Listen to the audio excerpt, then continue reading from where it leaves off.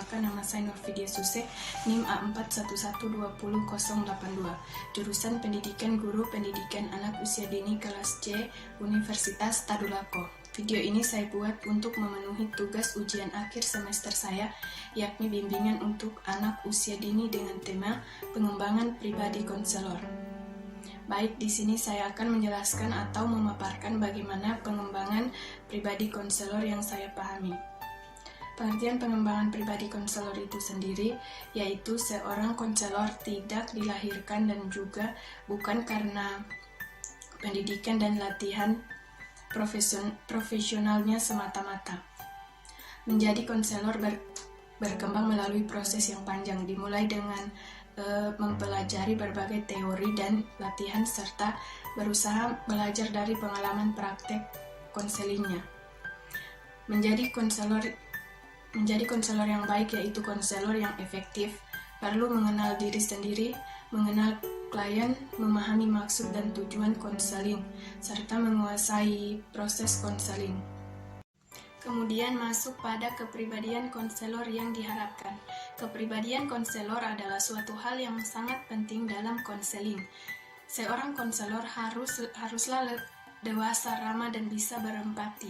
Mereka harus altruistik atau peduli pada kepentingan orang lain, dan tidak mudah marah atau frustasi. Sayangnya masih ada saja beberapa orang yang ingin terlibat dalam profesi konseling dengan alasan yang salah. Dan masuk pada bagian cara mengembangkan pribadi konselor yang diharapkan. Cara mengembangkan pribadi konselor yang diharapkan ada 6 macam, yaitu selaku konselor profesional harus memiliki kesadaran dalam melakukan pekerjaan dengan menampilkan keutuhan pribadi. Seorang konselor dalam menjalankan tugasnya harus dalam keadaan sadar dan menampilkan kepribadian yang sesuai dengan keprofesionalitasnya. Kedua, kepribadian konselor yang menghargai dan menjunjung tinggi nilai-nilai kemanusiaan, antara lain memiliki kemampuan membedakan perilaku yang menggambarkan pandangan positif, membedakan perilaku yang menggambarkan pandangan negatif, membedakan individu yang berpotensi dalam layanan bimbingan dan konseling.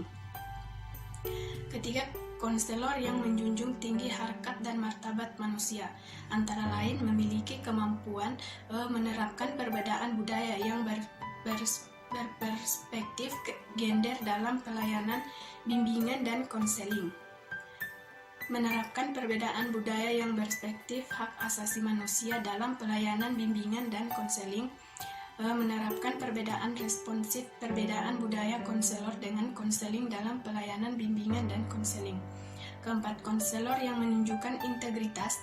Kepribadian yang kuat adalah ditunjukkan dalam kepribadian antara lain memiliki kemampuan menerapkan toleransi terhadap stres yang dialami konseling, mengantisipasi berbagai tekanan yang menimpa diri, melakukan coping terhadap berbagai tekanan yang menimpa diri. 5. Konselor yang memiliki kesadaran terhadap komitmen profesional antara lain memiliki kemampuan dapat menjelaskan dan mengelola kekuatan dan keterbatasan kepribadian dan profesional. Kedua, dapat menyelenggarakan pelayanan bimbingan dan konseling sesuai dengan kewenangan profesional konselor. C. Merupakan meningkatkan kompetensi akademik dan profesional diri.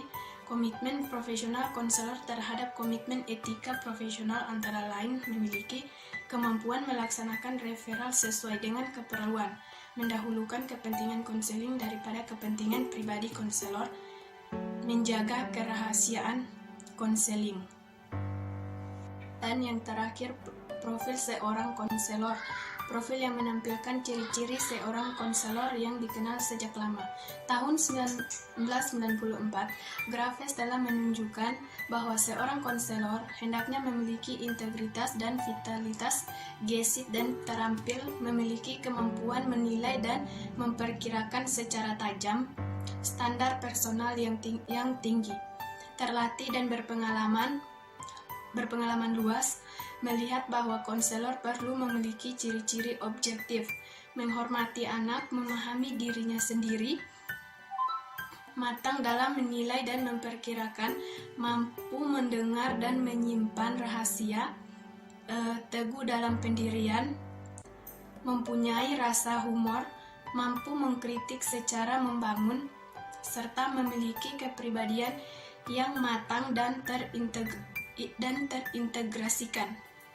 Pada itu juga telah dikenal 24 ciri yang menonjol dari seorang konselor, di antaranya jujur, setia, sehat, berkepribadian dan berwatak baik, memiliki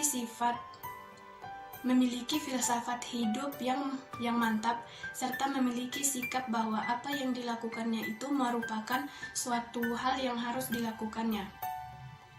Kemudian, adapun kesimpulan dari materi ini yakni konselor yang memiliki kepribadian yang utuh, yaitu konselor yang tidak mudah terpengaruh oleh suasana yang timbul pada saat konseling.